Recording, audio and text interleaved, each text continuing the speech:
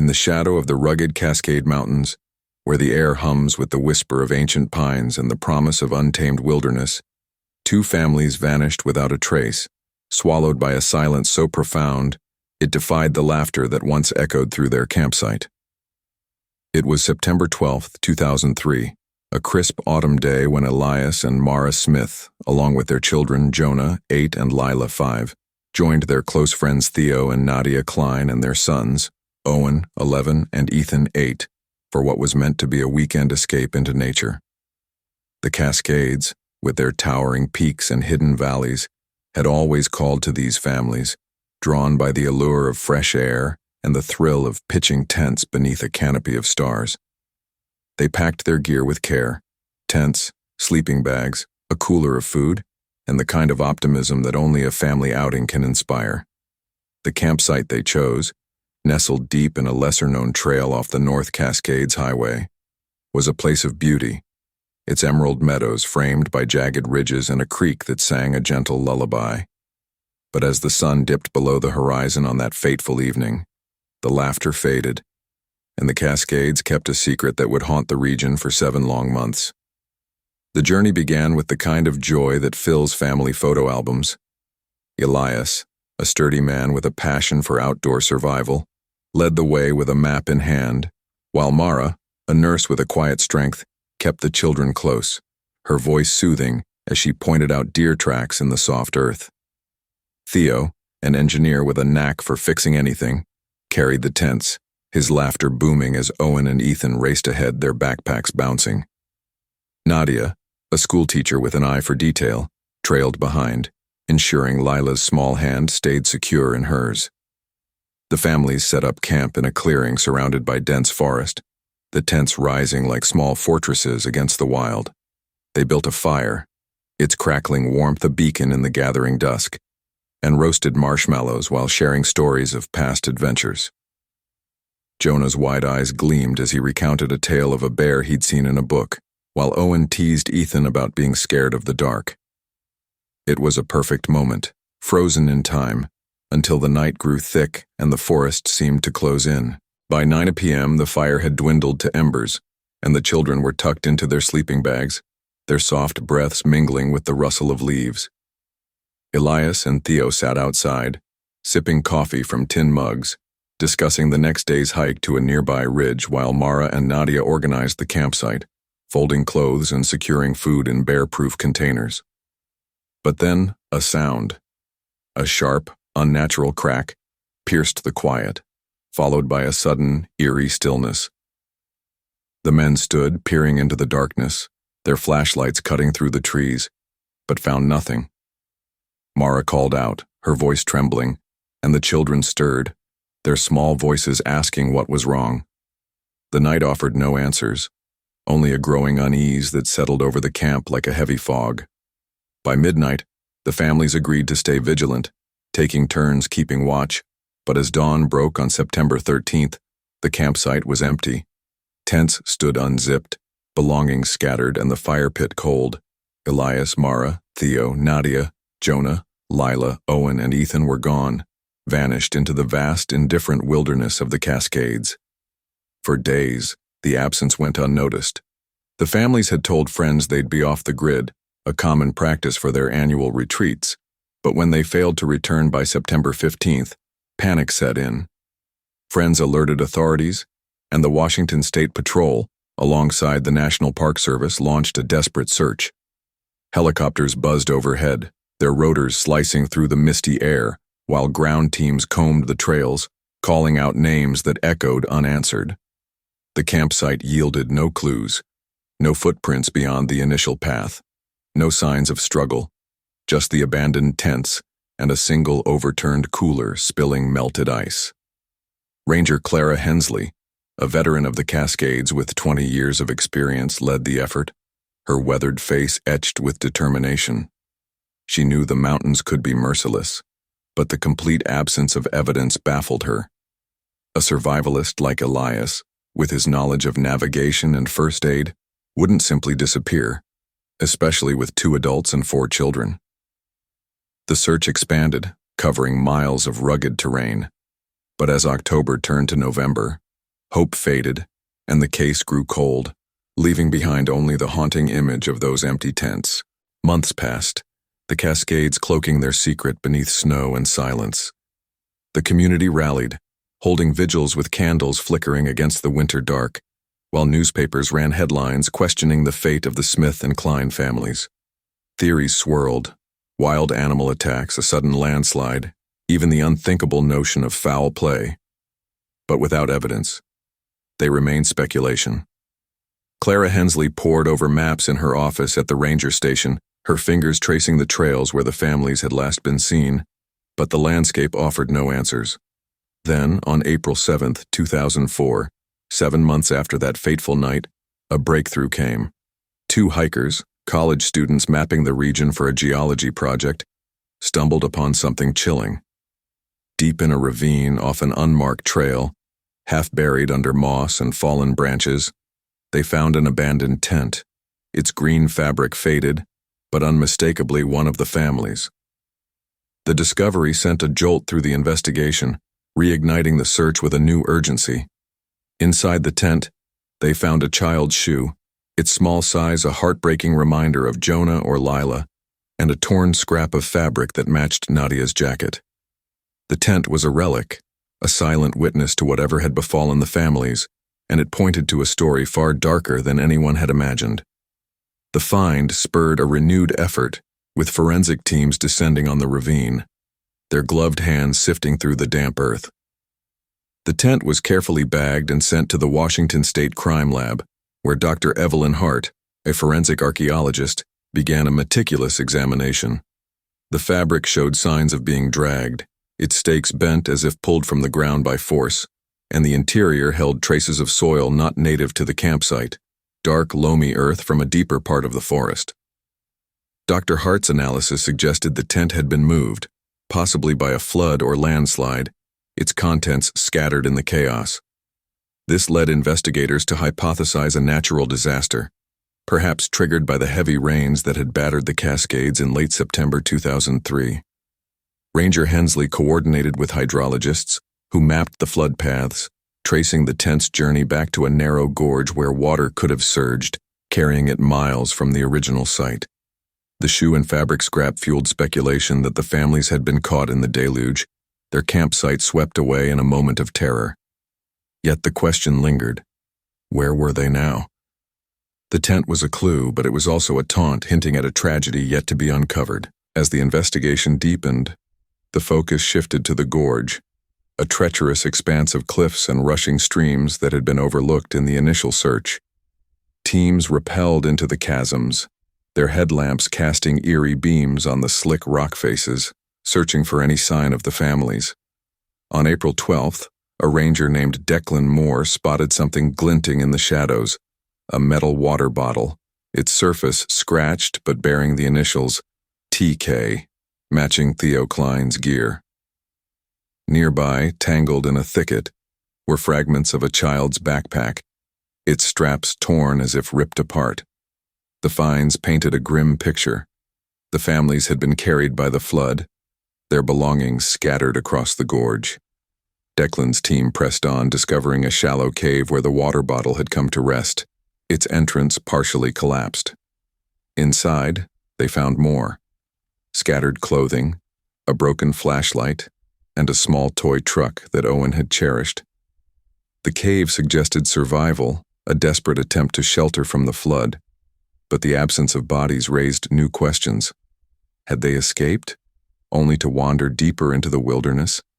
The evidence was a mosaic of hope and horror, urging the search to push further into the Cascades' unforgiving heart. The discovery of the cave set off a frenzy of activity, with drones deployed to scan the upper ridges and divers sent into the creek's icy depths. On April 15th, a diver emerged with a chilling find: a child's sandal, its pink strap faded but recognizable as Lila's. The creek had become a graveyard of sorts, its waters holding pieces of the family's lives. Dr. Hart's lab work confirmed the flood theory, with sediment in the tent matching the gorge's geology. But the lack of human remains puzzled her. She theorized that the families might have been separated, some carried downstream while others sought refuge. Ranger Hensley, driven by a growing sense of duty, organized a final sweep of the upper basin where the flood's force would have peaked. On April 18th, a team found a makeshift shelter, a lean-to of branches and tarps, hidden in a dense thicket. Inside were signs of life, a journal with Mara's handwriting, detailing their struggle to survive the flood, and a child's drawing of a family holding hands. The entries stopped abruptly on September 14th, suggesting they had endured at least one night before something silenced them. The shelter was a testament to their fight, but it also hinted at a presence, footprints larger than a child's, leading away from the site. The investigation took a darker turn, pointing toward an unknown figure in the wilderness. As weeks turned to months, the footprints led investigators to a remote cabin, abandoned but recently occupied, its interior strewn with canned goods and a rifle. A local trapper, Harlan Reed, emerged as a suspect, his knowledge of the Cascades and reclusive nature raising red flags. On May 5, 2004, authorities confronted him, and under pressure, he confessed. Harlan had been in the gorge that night, poaching deer, when he heard cries. He found the families, battered by the flood, and offered help, only to panic when he realized their injuries were severe. Fearing legal trouble, he took their supplies and left them, believing they wouldn't survive. The confession was a gut punch, revealing a story of cowardice amid chaos. The family's remains were never found, likely lost to the creek or buried by time. But the journal and shelter offered closure, a tale of resilience cut short. For the community, the loss lingered, a reminder of nature's power and human frailty. If this story gripped you, hit that like button and subscribe. Don't miss the next mystery we uncover. The Cascades still hold secrets, and we'll chase them together. The confession from Harlan Reed hung heavy in the air, a raw admission that shifted the narrative from a natural disaster to a human failing. Yet it left more questions than answers. The makeshift shelter, with Mara's journal and the child's drawing, became the epicenter of the renewed investigation, a fragile testament to the family's desperate struggle against the flood's relentless fury.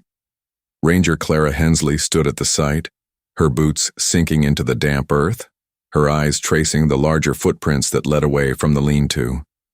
The journal, its pages water-stained and torn, spoke of a harrowing night, September 13, 2003, when the creek swelled beyond its banks, sweeping through the campsite with a roar that drowned out their cries. Mara's neat handwriting detailed how Elias and Theo had fought to secure the tents, how Nadia had clung to Lila and Jonah, and how Owen and Ethan had huddled together, their small voices lost in the chaos. The final entry, dated the next morning, hinted at hope, plans to move uphill to safety. But the abrupt end suggested something or someone had intervened. The footprints, larger and uneven, told a story of their own. Forensic teams cast them in plaster, revealing a boot size consistent with Harlan's, but the depth and spacing suggested he wasn't alone. Dr. Evelyn Hart's lab work on the shelter's debris uncovered minute traces of ash and charcoal, hinting at a fire that hadn't been mentioned in the journal. This sparked a theory. Harlan might have returned, perhaps with others, and the family's fate could have been sealed by more than just the flood. The investigation expanded, with rangers scouring the upper basin for additional signs. On May 10th, a team found a rusted knife buried near the cabin, its handle wrapped in worn leather, a tool not typical of a trapper's kit. The blade bore faint scratches, possibly from cutting rope or fabric, and its discovery fueled speculation of a cover-up. Clara Hensley, her resolve hardening, ordered a deeper search of the cabin, where they uncovered a stash of canned goods stamped with dates from 2003, supplies that matched the family's inventory list. The evidence pointed to Harlan taking more than just their gear. He might have erased their presence to protect himself. The community's reaction was a mix of outrage and sorrow, with vigils turning into protests demanding justice. Friends of the Smith and Klein families shared memories, painting a picture of tight-knit bonds, Elias teaching Jonah to fish, Nadia reading to Lila, Theo and Owen building model planes, Ethan trailing behind with his boundless energy. These stories fueled the investigation's momentum, pushing Clara to interrogate Harlan further. On May 15th, under intense scrutiny, he broke down, admitting he'd returned to the shelter the next day with a partner, a drifter named Cal Mercer, to salvage what they could. They found the families weakened but alive, Elias with a broken leg, Mara tending to the children. In a moment of panic, fearing arrest for poaching, they decided to leave them, taking the supplies and collapsing part of the lean-to to hide their tracks. Harlan's voice cracked as he described the children's pleas, a memory that haunted him daily. The confession was a partial truth, but Cal's involvement opened a new avenue. Where was he now? The search for Cal Mercer led investigators across the Cascades, following leads from old trapping routes to remote logging camps. On May 20th, a tip from a park ranger pointed to a derelict cabin near Diablo Lake, where Cal had been spotted in early 2004. The cabin was a treasure trove of clues: empty cans, a frayed rope, and a photograph of a man resembling Cal with a young boy, possibly Ethan, though the image was too degraded to confirm. Dr. Hart analyzed the rope, finding fibers matching the tent stakes, suggesting Cal had dismantled the campsite to obscure evidence. The photograph, tucked into a cracked frame, hinted at a darker possibility. Had Cal taken one of the children? The idea sent a shiver through the team, prompting an urgent DNA comparison with the family's records. Meanwhile, Clara organized a sweep of the lake's shores, where divers found a submerged backpack, its contents including a child's journal with Ethan's name scrawled inside. The entries, written in a shaky hand, described a journey with a strange man after the flood, ending abruptly in October 2003. The backpack was a lifeline, suggesting Ethan might have survived longer than the others. The discovery of Ethan's journal galvanized the investigation, with media coverage intensifying as the story spread beyond Washington. On May 25th, a hiker reported seeing a man matching Cal's description near the Skagit River, leading to a tense standoff. Cal, gaunt and wild-eyed, was apprehended, his hands trembling as he faced the rangers. Under interrogation, he confirmed Harlan's account, but added a chilling detail. After leaving the families, he'd taken Ethan, intending to raise him as his own to atone for his guilt. The boy had fallen ill, and Cal, overwhelmed, had abandoned him near the river, believing he wouldn't survive. The confession was a gut-wrenching blow, but it offered a thread of hope. Ethan's body might still be found. Divers scoured the Skagit, and on May 28th, they recovered small bones, later identified as Ethan's through DNA, bringing a painful closure to his story. The other family's remains remained elusive, likely scattered by the flood or buried by time. But the journal and backpack provided a narrative of their final days, courage in the face of disaster, cut short by human cowardice. The investigation turned to justice, with Harlan and Cal facing charges of neglect and obstruction, their trial set for late 2004. The cabin yielded more evidence, a ledger of poaching profits, linking their actions to a broader network, which expanded the case into a regional crime ring. Clara Hensley, exhausted but resolute, worked with prosecutors to ensure the family's story was heard, their resilience honored. The community mourned, planting a memorial grove near the original campsite, its trees a silent tribute to Elias, Mara, Theo, Nadia, Jonah, Lila, Owen, and Ethan.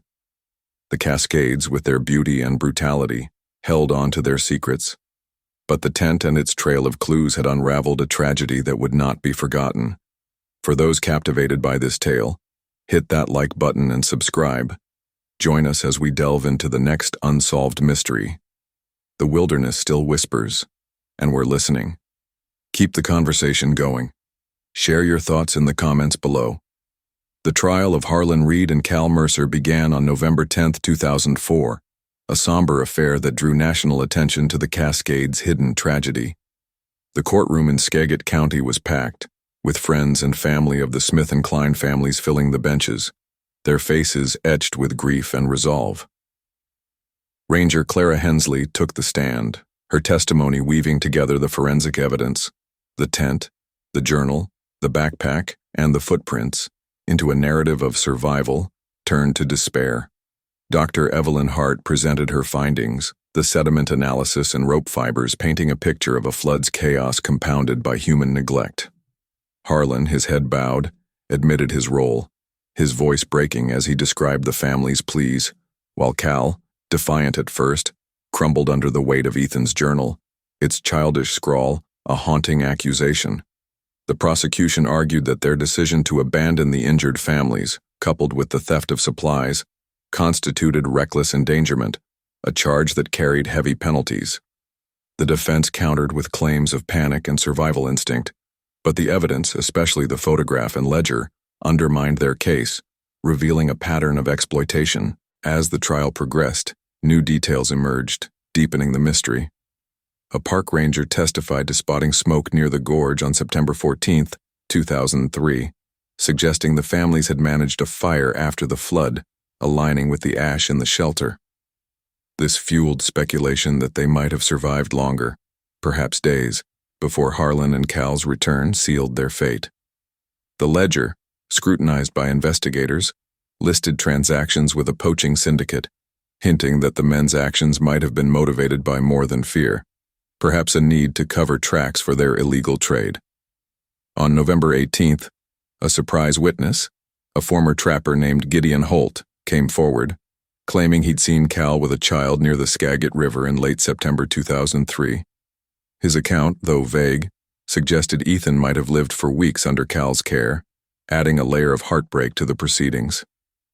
The jury deliberated for 3 days, the weight of the evidence pressing down, until they returned a verdict on November 21st, guilty on all counts, with sentences of 15 years for Harlan and 20 for Cal, reflecting the severity of their abandonment.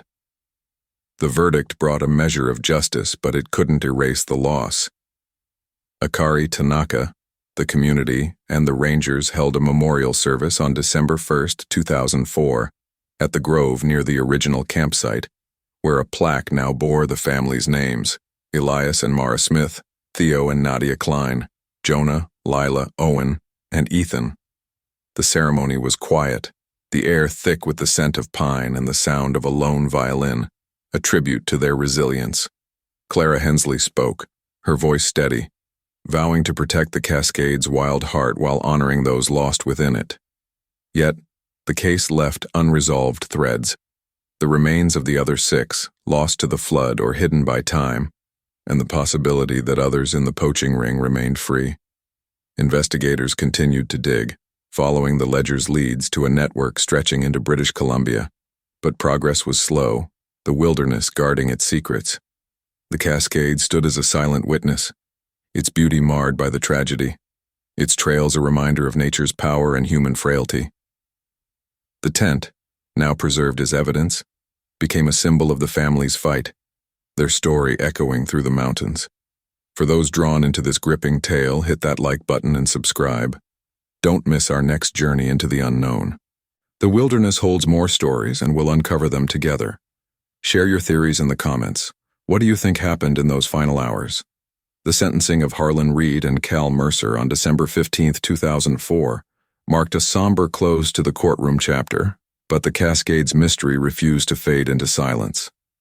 The Skagit County Courthouse buzzed with a mix of relief and lingering unease as the judge handed down the terms: 15 years for Harlan and 20 for Cal, their crimes of neglect and theft etched into the legal record. Clara Hensley stood in the back, her ranger uniform a quiet testament to her relentless pursuit, her mind already turning to the unresolved. The family's remains, save for Ethan's, remained elusive, their final resting place swallowed by the rugged terrain or the creek's depths. The memorial grove, now a sacred space with its plaque gleaming under winter frost, offered solace. But for Clara, the case was a wound that wouldn't heal until every thread was unraveled. The investigation pivoted to the poaching syndicate hinted at in the ledger, a shadowy network that stretched beyond the Cascades.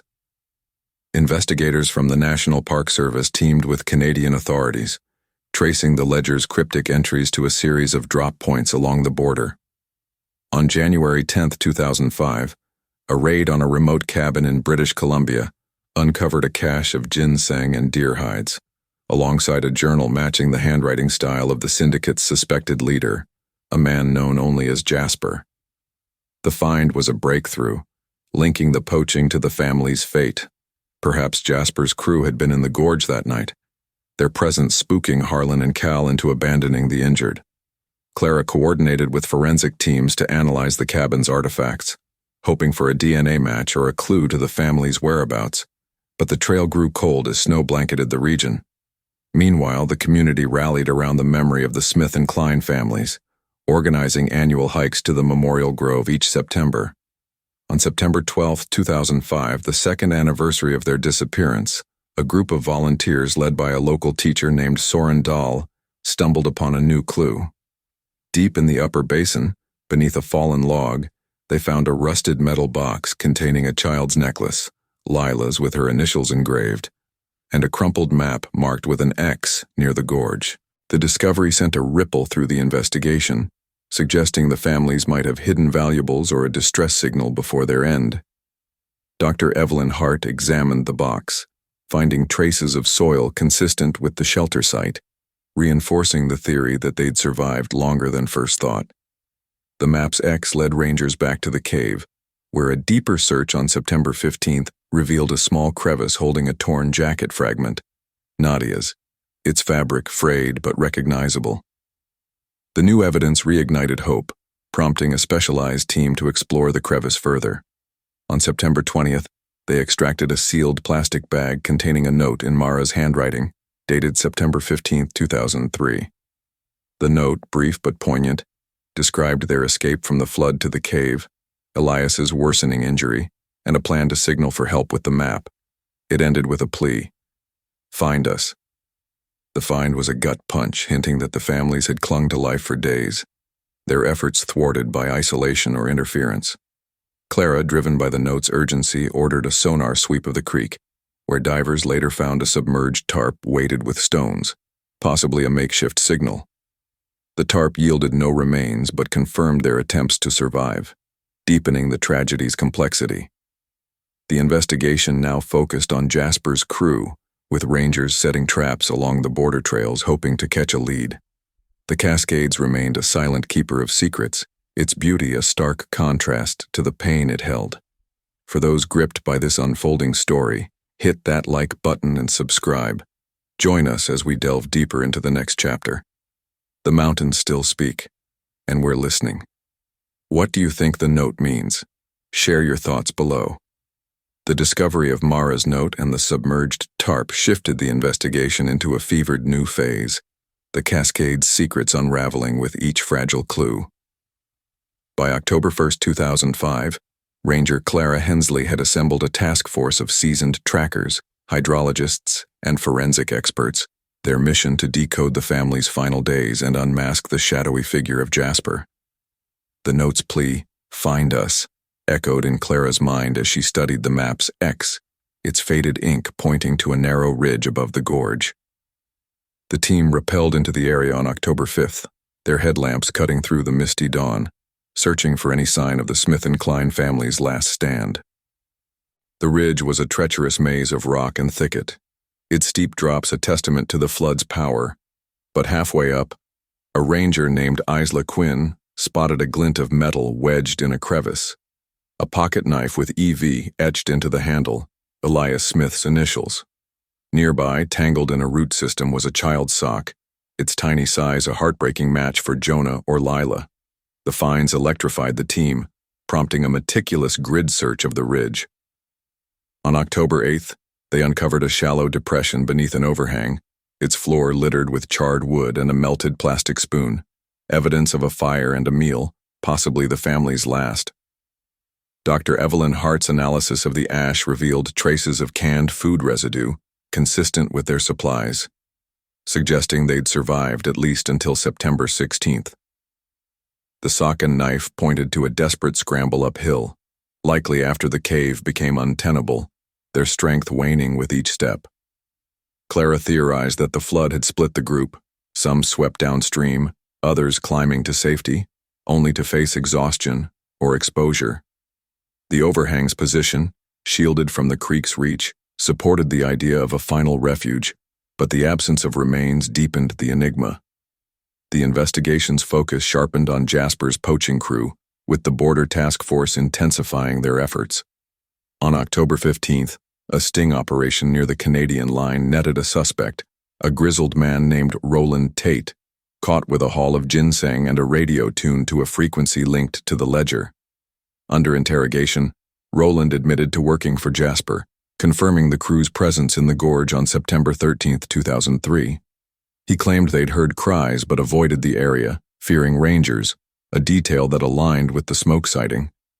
Roland's confession hinted that Jasper might have ordered a cleanup, explaining the dismantled tent and scattered gear. Clara pressed for Jasper's identity, but Roland clammed up, his loyalty to the syndicate ironclad. The task force seized his gear, finding a map fragment overlapping the ridge's X, suggesting Jasper's crew had returned to erase evidence. The ridge search resumed on October 20th, with drones mapping the terrain and divers revisiting the creek. On October 23rd, a diver pulled up a heavy canvas bag, its contents a shock, a child's blanket embroidered with OK for Owen Klein, and a broken compass frozen at an odd angle. The blanket was sodden but intact, its presence in the creek suggesting Owen had been carried there, perhaps by Jasper's men or the flood's aftermath. Dr. Hart's lab work dated the compass to the early 2000s, possibly a family heirloom, its malfunction a cruel twist of fate. The evidence painted a grim picture. The families had fought to the ridge, only to be overtaken by poachers or nature's indifference. Clara, haunted by the blanket, vowed to find Jasper, her team setting up surveillance along the border trails. The Cascades' silence grew heavier, its peaks a monument to loss. For those captivated by this tale, hit that like button and subscribe. Join us as we uncover the next layer. The wilderness still hides truths. Share your guesses below.